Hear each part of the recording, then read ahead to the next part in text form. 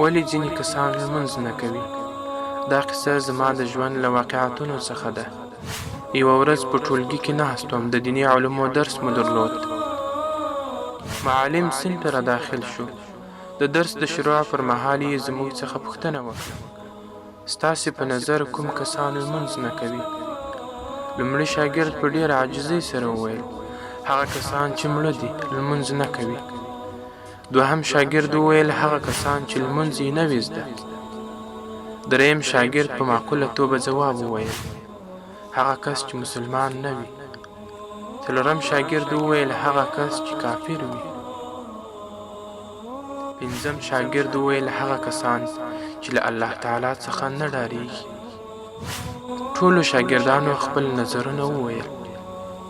ولې زه په ژور فکر کې ډوب شوم او له خپل ځان سره مې وویل چې زه د کومې ډلې له جملې څخه یم. آیا زه مړ یم؟ نه. آیا زما لمونځ نه دی زده؟ زده مې دی. آیا زه مسلمانه یم؟ الحمدلله مسلمان یم. آیا زه له خپل رب جل جلاله څخه ویره نه لرم؟ ویره لرم.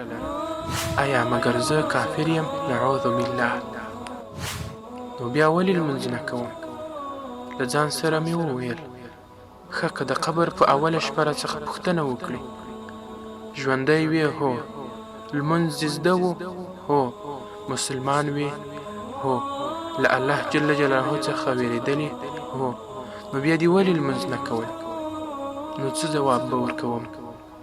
ټکان مې وخوړل او له ځان سره مې قوي تصمیم ونیو چې وروسته له دې به بدون له کوم شرعي عذر څخه هیڅ لمونځ نه قضا کوم.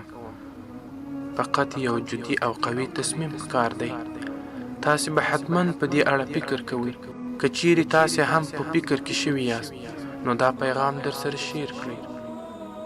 امکان لري د کوم مسلمان ورور د هدایت باعث وګرځي. الله تعالی جل جلاله به مو اجر او ثواب نصیب وګرځوي.